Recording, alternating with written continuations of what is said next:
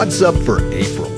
Planets at dusk and dawn, April showers, and observing a distant city of stars.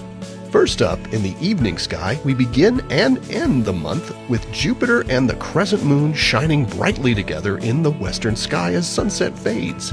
On both April 1st and 30th, you can find the charming pair about half an hour after sunset, setting about 3 hours later. Mars is high overhead in the south on April evenings. At the start of the month, it's directly in between bright stars Procyon and Pollux, but it moves noticeably during the month. You'll find the first quarter moon right next to Mars on April 4th and 5th.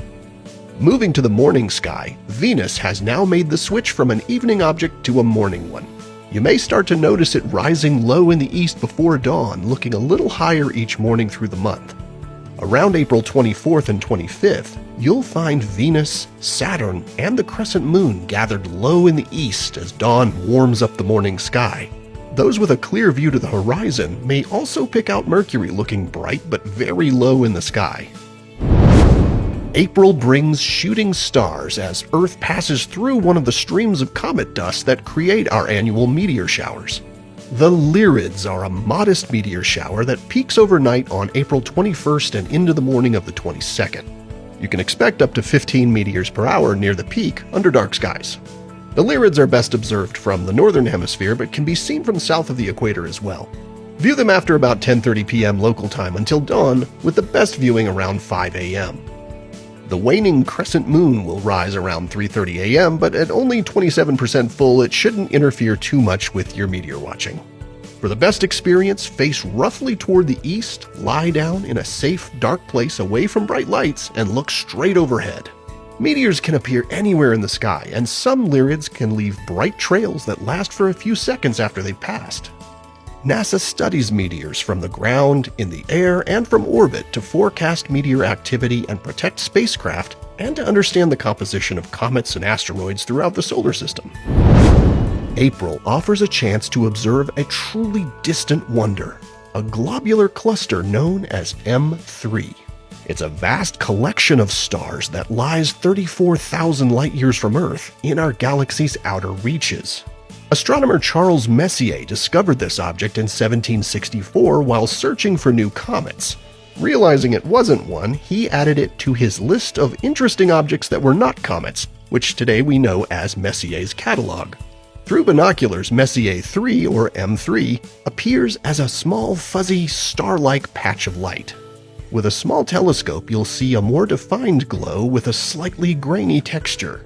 And with a telescope 8 inches or larger, the cluster begins to resolve into hundreds of individual stars.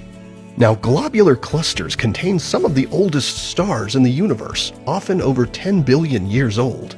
Unlike open clusters like the Pleiades, which sit within the Milky Way's spiral arms, globular clusters are found in the galaxy's halo, orbiting far above and below the Milky Way's disk. Our galaxy has around 150 confirmed globular clusters. M3 itself is probably 11 to 13 billion years old and contains around 500,000 stars. And it's relatively easy to find in April under dark skies with binoculars or a small telescope. Finding M3 starts with the Big Dipper. Facing east, use the dipper's handle to arc to Arcturus, the fourth brightest star in the night sky. From there, look higher in the sky to find the star Cor Caroli, located here to the west of the dipper's handle. It's about as bright as this star in the Dipper's cup. M3 is located roughly a third of the way from Arcturus to Cor Caroli. With binoculars or a finder scope, sweep within this area until you spot a faint, round glow. M3 is an excellent target for beginners and seasoned observers alike. Whether using binoculars or a telescope, you'll be rewarded with a view of one of the oldest objects in our galaxy. Here are the phases of the moon for April. Stay up to date on all of NASA's missions exploring the solar system and beyond at science.nasa.gov. I'm Preston Dykes from NASA's Jet Propulsion Laboratory, and that's what's up for this month.